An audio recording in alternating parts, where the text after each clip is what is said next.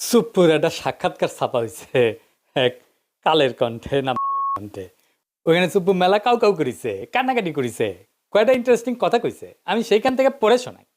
আমি নির্দ্বিধায় বলতে পারি ওই কঠিন সময়েও বিএনপির শীর্ষ নেতৃত্ব আমার পাশে ছিলেন। তারা তখনও সংবিধানের ধারাবাহিকতা অক্ষুণ্ণ রাখার বিষয়টি আমার কাছে স্পষ্ট ভাষায় ব্যক্ত করেছেন।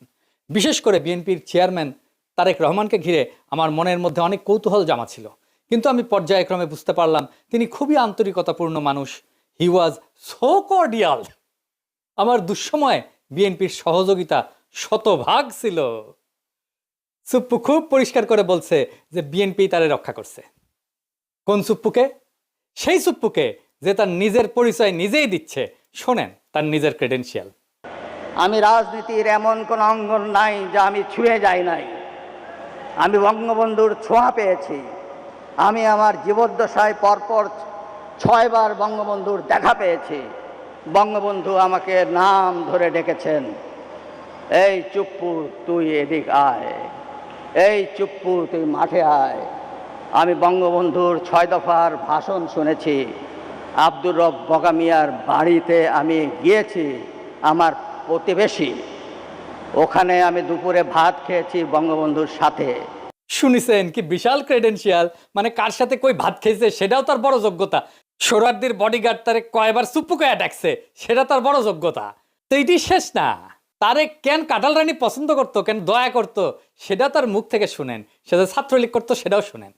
আমি যখন বঙ্গবন্ধুকে উপস্থাপন করেছি, স্বাধীনতার যুদ্ধকে উপস্থাপন করেছি আমার বক্তৃতায় জজদের সম্মুখে, তখন উনি আমাকে জিজ্ঞেস করেছিলেন, তুমি কি আপনি কি রাজনীতি করতেন? আমি বললাম, জি মাননীয় প্রধানমন্ত্রী, আমি ছাত্রলীগ করতাম।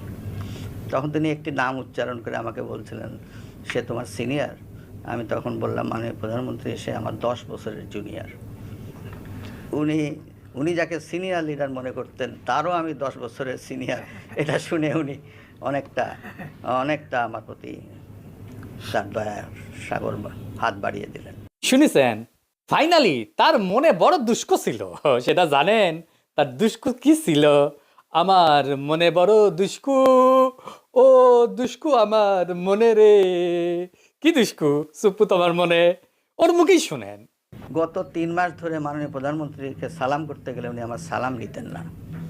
তা আমি দেখতাম যে ওনার চরণের ধুলো আমি পাই না। আমার মিশ্র প্রতিক্রিয়া হচ্ছিল যে উনি কেন আমার সালাম নেন না, না থাক বলে।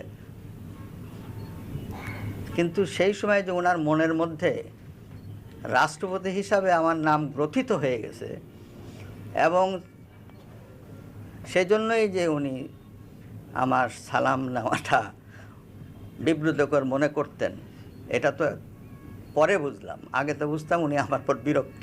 শুনেছেন তার দুষ্কু কেন কাঁঠাল রানী তারে পায়ের ধুলে নিতে দেয় না?